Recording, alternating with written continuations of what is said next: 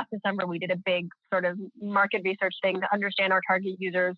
And then like the world totally changed. So we just can't use that data, like can't use that research anymore. I mean, we can use some of it, of course. Like there's a lot of factors at work right now in the world that I think can have an impact on this. And I want to be ahead of them as much as possible. Welcome to Mobile Growth and Pancakes, a podcast by StoreMaven. We break down how and why mobile apps grow. In each episode, we invite a mobile growth expert onto the show to break down a specific mobile growth strategy, how it worked, why it worked, and what they would do differently. I'm your host, Esther Shatz. Welcome to Mobile Growth and Podcast. I'm joined today by Lisa Kennelly, CMO at Fishbrain. Lisa, you want to introduce yourself? Yeah, hi. My name is Lisa. As you mentioned, I'm the Chief Marketing Officer at Fishbrain. Fishbrain is an app based in Stockholm, Sweden, and we're a social network and tool and now e-commerce shop for people who love fishing, which is the world's most popular hobby. Amazing. So you have kind of a whole different range of outputs. What are some of the key KPIs that you guys look at, that you as kind of CMO, what are some of the metrics that you're most focused on when it comes to growth? Yeah, sure. So right now I'm actually responsible for the e-commerce side of the business, which is like a new revenue stream and area of focus for us. So I'm obviously focused on GMV and like commerce sales, basically. That's what I'm looking at, is just like the amount of sales we're able to drive, especially since it's a new marketplace that we launched a year and a half ago. So really looking at both like proving that this marketplace works for our audience and that we can do it, and then just continuing to build and show that we, can make this a real revenue stream. So from my perspective, that's what we're looking at. Of course, as a larger marketing team, we are looking at, like our overall return on ad spend. That's a big one for us. And the growth of our subscriptions as well. Subscription revenue is very important because we have a freemium model in the app, so you can use it for free, but we do have a pro version. And so like that's the other revenue stream for us that we look at, is the subscription revenue and how many new subscriptions we're bringing in, what's the subscription churn like. So basically the money, that's what we look at, is the money. Yeah, it's a good KPI to optimize for overall. And can you give kind of a rough idea of scale, around how wide is the audience base that we're looking at for Fishbrain? Yeah, sure. So right now we have over 11 million users on the platform.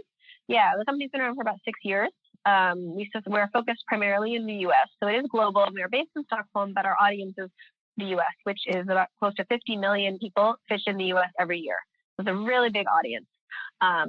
And so, while we do have a presence in like some other countries around the world, you could download Fishbrain anywhere, but the U.S. is where we really focus our marketing efforts, just because there's so many people there, and also so much money is there, right? It's just a huge industry, which is why we see this opportunity for like, all the gear you need to buy for fishing. And that's why we've been working on that there. So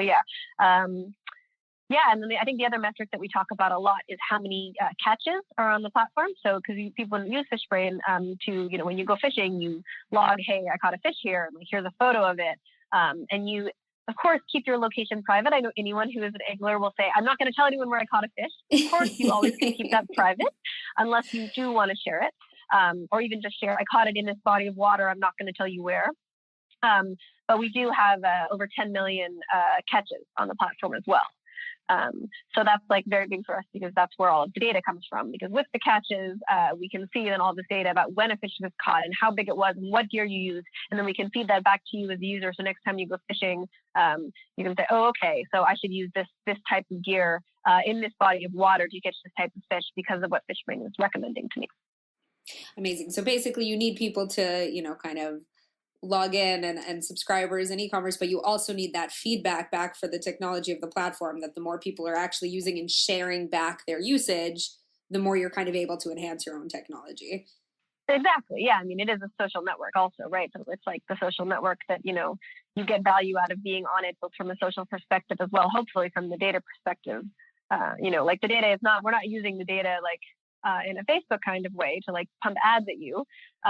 It's more to like, make the information, and like for those hardcore anglers who really want to know like all these details about fishing, that's what like the data is what is worth paying for to you, right? So yeah, we want it to be like the data turns into something relevant. Nice.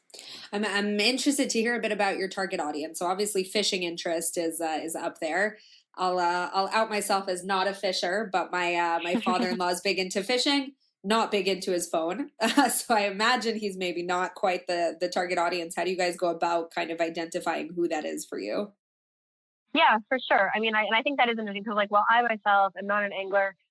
My father is, right? Like, he's fished my whole life. I've always known that, like, he's into fly fishing as well as other kinds of fishing. And I always say that is proof that this is the world's most popular hobby. Is that even if you don't fish, every single person I've talked to, this is without fail, says, "Oh yeah, but my friend, my father, my cousin, my sister, so this is their number one hobby, right? Everybody knows somebody. So like that is really proof of just like how dedicated it is. So in terms of the audience, like, it is quite broad.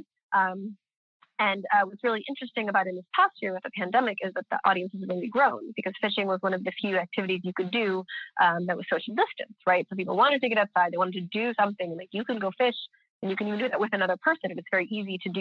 It doesn't feel like forced to keep distance from people. And for the most part, that was possible. Like even with lockdowns, most places didn't restrict fishing. It happened in a couple of places, but not too many. So there was a lot of growth that we saw as a platform and also just the fishing industry. We saw that from our industry partners, people who look at participation in fishing in the United States. They all saw this increase. So that's really interesting in terms of like how the audience is developing. But in terms of, how we've grown so far, certainly it was very easy through like, general, right, Facebook ads. You could target people whose interest is fishing. That wasn't that hard to do. Our audience is quite heavily male. Like it's definitely, not only men who fish, certainly like split, not 50-50, but like there are, and that's a huge growing segment actually is women who fish. But like our audience, Fishbrain historically has been pretty heavily skewed male. So like we're able to target based on that. It's definitely like an American audience that we're looking at. And it's also very seasonal, right? So fishing is very seasonal, especially in the United States. In like the southern half of the United States, in Florida, Texas, California, Louisiana, you can more or less fish all year round. But if you are in the northern part of the United States, fishing is very, very seasonal. And in the spring and summer, you can fish more. In the winter, a few hardcore people go ice fishing, but it's much less common. So we also see that a lot in both sort of like the target audience we're going after, and then this like the curve of our usage, right? Like very seasonal. We're trying to level out that seasonality through things like adding gear, because of course, even if it's the dead of December, maybe you can't go out and go fishing, you're still shopping deals to buy all the fishing gear for the next year. So like there's ways to sort of, keep the usage high across the year. But for now, it is quite seasonal. So going back to the audience, that is like something we look at is sort of, okay, where are people fishing? And then of course, what kind of fish are they catching?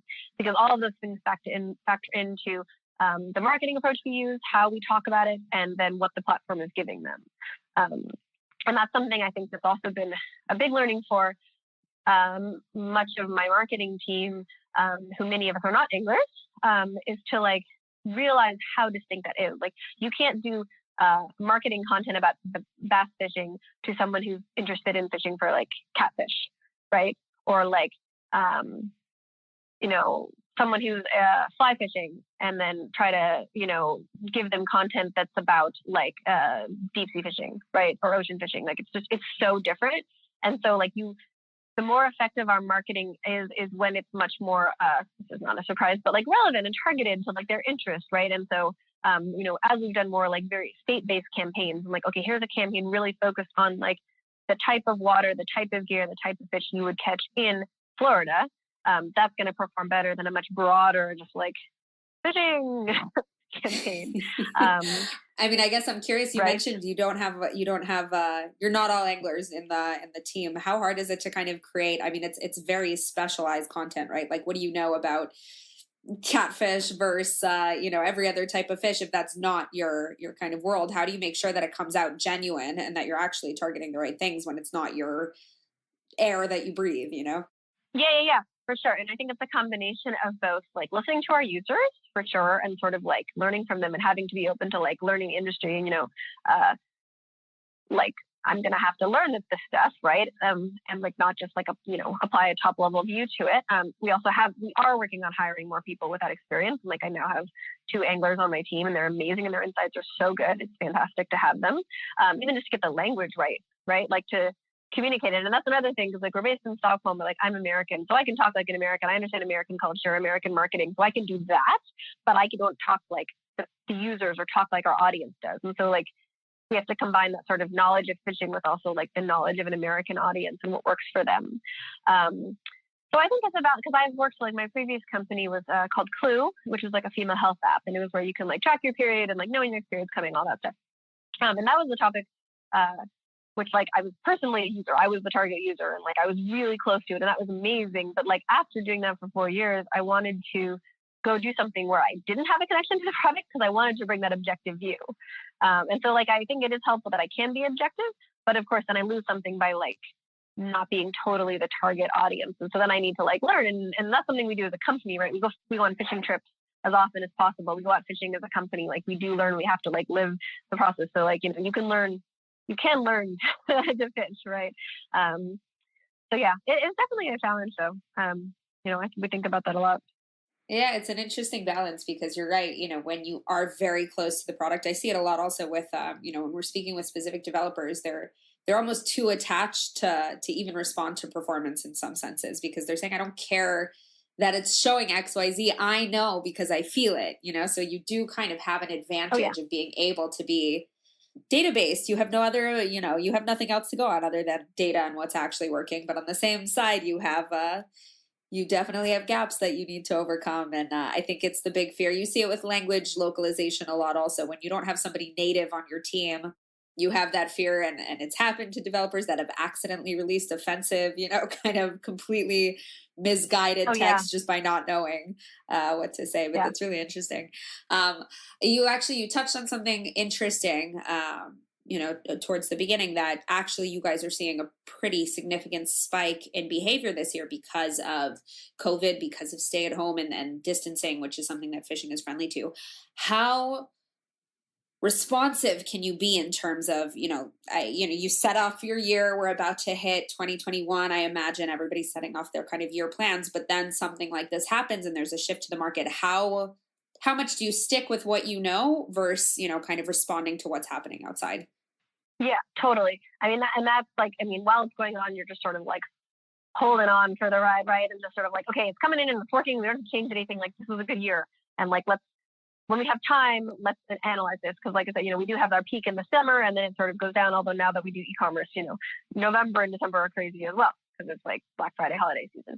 But now, as we're planning for 2021, something we're doing as a marketing team, as a company, is doing a big market research project where we want to look at like our existing users, as well as like the market in general of who's not our users, and really start to understand, you know, things about sort of their behavior. Has it changed in the last year? Did they start fishing in the last year? You know, basically understanding if like of all these new people who started fishing, did we really actually capture them? Like, is our spike in users matching that growth that we saw in the industry? I think so, but I want to like verify that. And I want to understand more about these people. Like anyone who joined us in the last year, or anyone who's been active recently, who was part of this growth we had, what can we learn about them so we can like, get more of them, apply it for next year, understand them better. And then also like of that market that's out there who doesn't know about Fishbrain yet, okay, are they planning to keep fishing? You know, what can we provide for them? So basically it's like a very big research project now to just like, we have a hunch about what's the right way to go, but we now need to back that up with data, right? Like data, of course, like I want to have the qualitative and quantitative balance. We're doing some qualitative data too. We'll do some user interviews, but to really understand like, what is that market now? It is totally different. And because we did a big market, we did this a year ago. Last December, we did a big sort of market research thing to understand our target users. And then like the world totally changed. So we just can't use that data, like can't use our research anymore. I mean, we can use some of it, of course. But we need to understand like there's a lot of new stuff. And especially with like e-commerce, right? Like if anyone who also works in e-commerce, like there's been this jump in the adoption of e-commerce, the usage of e-commerce, like 5 years in 3 months or less. Like it just massively jumped forward. And like, okay, that's a huge part of our business now. What does that mean for our audience? Like, what is their e-commerce behavior like, not just for fishing gear, but for anything, you know? And then also on the subscription side, like, okay, you know, we're a subscription service. How many other subscriptions do you have? If maybe because of, you know, the economic situation, your wallet's gotten smaller or tighter, are you still going to pay an app subscription? How many app subscriptions are you going to pay? Like there's a lot of factors at work right now in the world that I think can have an impact on this, and I want to be ahead of them as much as possible. So it's both like the audience we have, the potential audience, and just sort of the behaviors that they didn't have before, or maybe still have, or maybe have changed, like really understanding that. And I think that for me, like as a CMO, that's something I try to look at is like, what is their behavior as consumers across the board, not only with respect to like my product, but just in every possible area, because all of those things are going to have an impact. Interesting. So how do you go about, how much can you actually delve into that? Is it user surveys every now and again, kind of focus groups? How much can you get that full picture of, I know what you're doing inside my app, but I don't know what you're doing elsewhere? How do you flesh that out? Yeah. So like the way we did it last year, which we're going to basically replicate this year, is like we're going to do a big survey, not too big, but like a focused survey.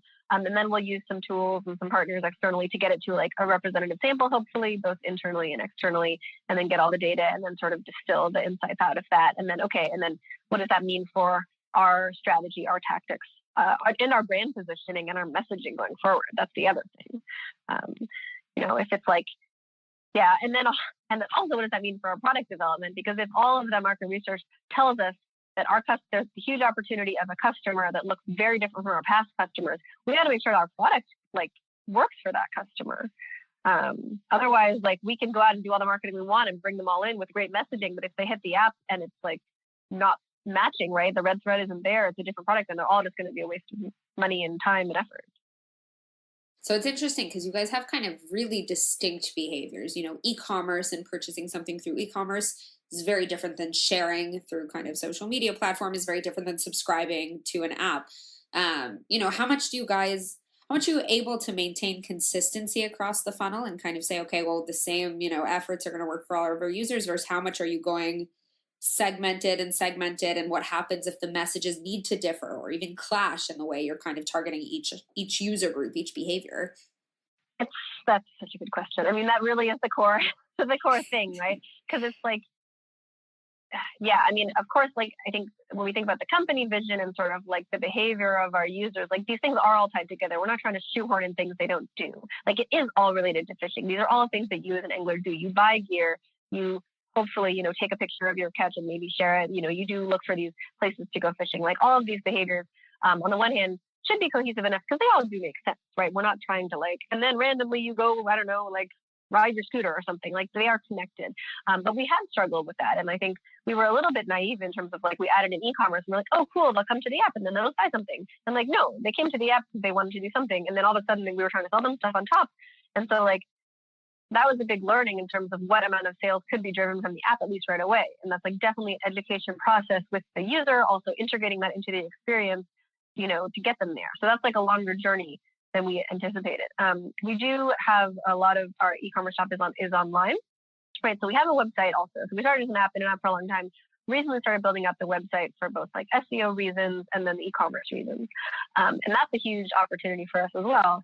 And so on the web, we actually can do kind of different messaging, right? Because the people who find us on the web, especially through search, it's a different type of customer. They're looking for something different. So that is where the vast majority of our sales come from, is for the web. And that's more maybe deal hunters are searching for something, they just want to buy something. And then, okay, what do we do with them? Do we then convert them into app users, or we treat them totally differently? So I think we are kind of trying to still figure out, can we have one holistic message for all of them? Do we need to have different messages?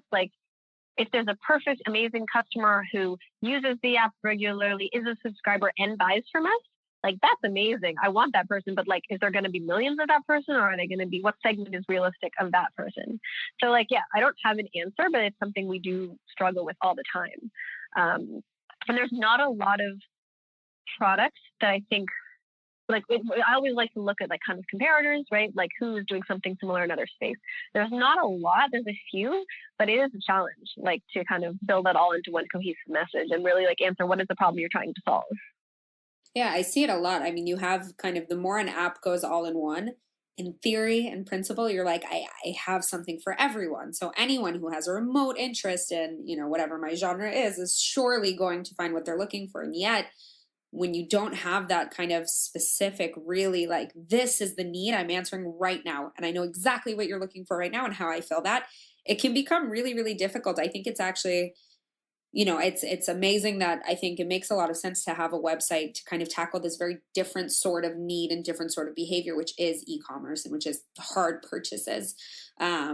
Because in the App Store itself, there's that huge challenge of, I have one page, I have one single page, and this one single page has to work on this incredibly diverse user. And to portray the diverse, how do I know when I highlight the social media side versus when I highlight it's it's a gift to be able to have all these different routes to go in, but it's also in a way a curse to not be able to kind of narrow in. Yeah, definitely. Yeah, for sure. I mean, the vision, right, is like social commerce. I mean, that's what we're trying to get to, is like, that you are buying stuff because it's like, you see what somebody posted a photo of a fish they caught and you see what gear they use, and then you can go buy that gear, that your friend recommended. And it's sort of like all built in and the experience all like is seamless and makes sense. And like, that is vision and it's amazing, but like the reality and the technology, it takes a long time to develop that and get there and get the customer there and all that stuff. So, it's like we're working towards that vision, but in the meantime, you sometimes have to be really much more just sort of, okay, realistic and concrete and operational. And like,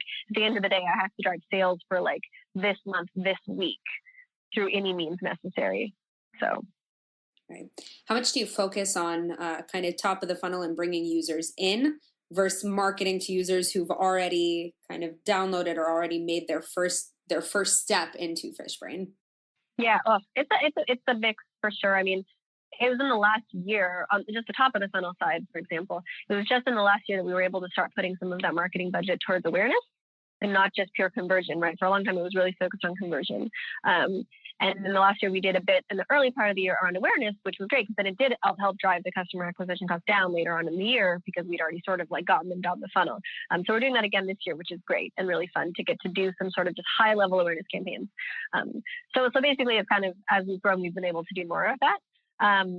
But definitely, it is a mix between, of course, we're acquiring people, but we want to keep the retention, high. And like, that's always the struggle. And that's something the product team works on all the time is like, where is that, drop off happening? And like, building out our CRM team and our CRM capacity to bring people back and show them the value and keep them active. And especially with the seasonality, that is a challenge, right? Because it's like, maybe you stop using Fishbrain just because like, oh yeah, I forgot. Yeah. I downloaded last summer. And I forgot about it this summer. And we're like, what? Come on. It's not like you did anything wrong. We worked so hard. Sort of like, yeah.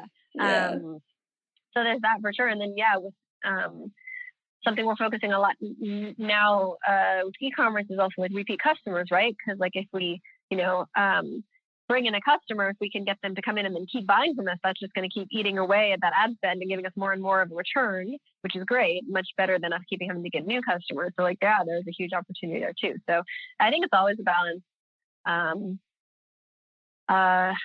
It's something we definitely think about all the time. And also, I think it's an interesting challenge that I'm sure other apps that have been around for a while have faced. It's sort of, you say like, oh yeah, I downloaded Fishbrain 5 years ago. I didn't like it. And it's sort of like, okay, the app is so different now. Like, have you looked at it? We have all these, we fixed all the problems with it. Oh, cool. And you have to like reactivate that person. That's also a challenge. So I'm interested to jump back for a second. You talked about awareness campaigns versus performance marketing. I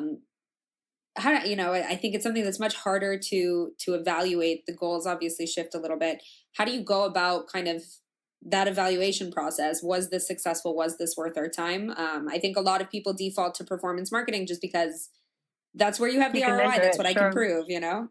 Yeah. I mean, I think when we were doing awareness campaigns on Facebook or whatever, like, you are able to see, okay, is this someone I hit before? And then I do convert them later. So like, there are ways in which that we can kind of see that to an extent, obviously. Like, was this customer known to us? And then at some point did they get converted? Given how much you're able to track them based on everything, So that's part of it. But yeah, I mean, I think it has to a little bit. I think last year we're sort of going on faith and us saying to finance, like, look, we think this is worthwhile, and you will see the return later. You have to trust us, like we've shown we can do this, but like it'll pan out in these lower acquisition costs down the road, and sort of having some faith between you. But yeah, I mean, that's the thing, because I think also for us, especially with like fishing, so much of that is there's like out of home opportunities, and like in a normal year there's a lot of stuff in person. Fishing is done outside, and there's like fishing tournaments and there's events, and like there's a huge, I think, awareness opportunity there that again is super hard to quantify, but I think could have a big impact. So like how do we start to do enough of a test, have some budget to test on that again, like we saw this had an impact, give me more for next year. Yeah, I think, for me, I think awareness campaigns can be so critical, and it is a challenge to be able to validate that. But if I'm looking at, first of all, the whole concept of organics, an organic download, nobody wakes up one morning and thinks, oh, the word Fishbrain sounds cool, let me search for it. Like that's not a behavior, there's some way you reach them.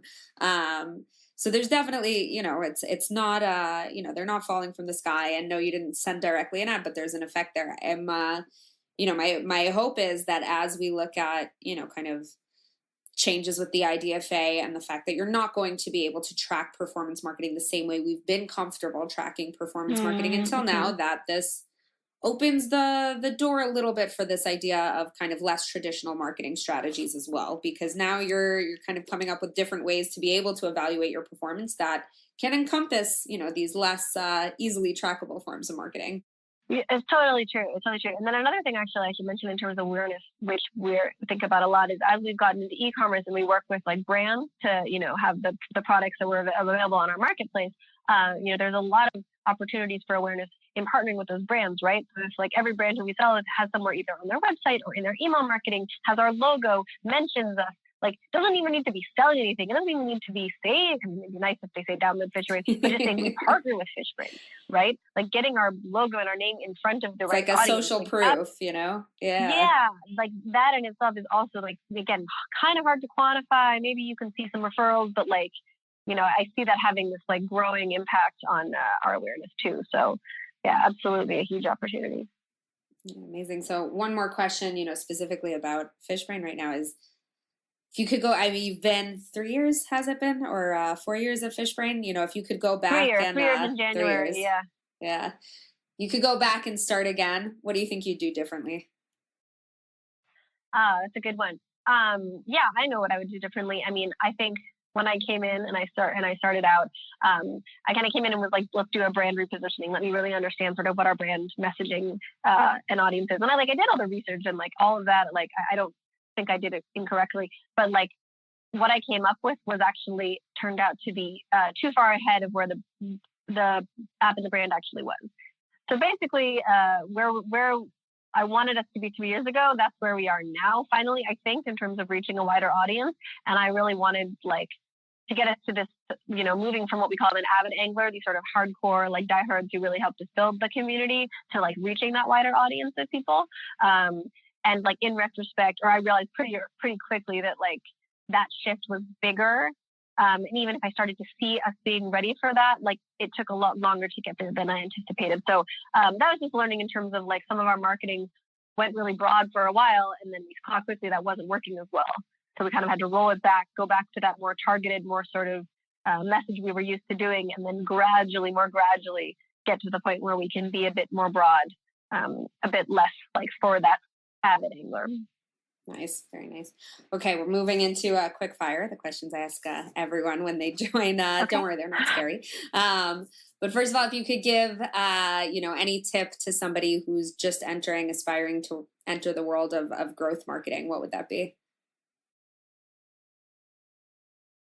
My tips would be learn from other people in the field. Find who is the smartest people in growth marketing and subscribe to their newsletter and follow them on Twitter and watch them when they do a talk, because there are so many smart people in this space, and you should learn from them. I learn from people all the time. So speaking of smart people in the growth industry, do you have a favorite growth resource that you listen into, read? Oh yeah, I mean Thomas Pettit, who everyone knows Thomas, right? But he's just a genius. And I love that he has a newsletter now that I subscribe to. And I've known him since I was in Berlin, and we spoke at a conference together, and we would have these growth meetups with other marketing people in Berlin. And I just love, he's so generous with his knowledge and knows so much and is always available if you need to bounce ideas and get resources. So yeah, his newsletter is fantastic. Everyone should subscribe. Amazing. And I don't know if this is going to be the same answer, but when the world goes back to normal and COVID ends, you get to take one person in the industry out for lunch. Who do you take? Oh, okay. Can I pick an agency? Can I pick a group of people? I just want to pick one person. Yeah, you can pick a group. I'll allow it. Yeah. So like in Berlin, there's an agency called Future, and they are, ASO and mobile growth consultancy. And I've worked with them as a client at multiple places. I have been a co-panelist with both the founders, with Andy and Moritz, and I love them. I think they're brilliant. I would love to go to Berlin and hang out with their whole team because I miss that. I'm like used to work in Berlin, and I miss that a lot. So that's definitely what I do. Nice. And the most important question, what is your favorite type of pancake? I probably should say Swedish pancakes, given that I'm here in Sweden, and I make Swedish pancakes for my kids often. But actually, my favorite is probably blueberry pancakes. It's good. That's a solid American choice. So you're bringing that bit of home with you. Lisa, where can people find you if they want to, see what else you're up to, hear more? Yeah, you can find me on LinkedIn. That's probably the best place. And I usually, if I'm doing any kind of blog post or content, I'll usually post it up there. That's probably the best place for that. And yeah, you can all check out Fishbrain and recommend it to someone in your circle who fishes, because I know you all know someone. So recommend it to them. I'm going to have to go. My plan is now after this, I'm going to recommend it to my nephew, who will be able to use it on his fishing trips with my father-in-law. That's how we'll complete the circle. Lisa, thank you so much for joining us today. And I've learned more about fishing than I have in a long time. So it was awesome. Thank you. Yeah, thanks a lot for having me. This was fun. And that was Mobile Growth and Pancakes. To find out more about StoreMaven and how we can improve App Store performance, visit storemaven.com. And then make sure to search for Mobile Growth and Pancakes in Apple Podcasts, Spotify, and Google Podcasts, or anywhere else podcasts are found, and click subscribe so you don't miss any future episodes. On behalf of the team here at StoreMaven, thanks for listening.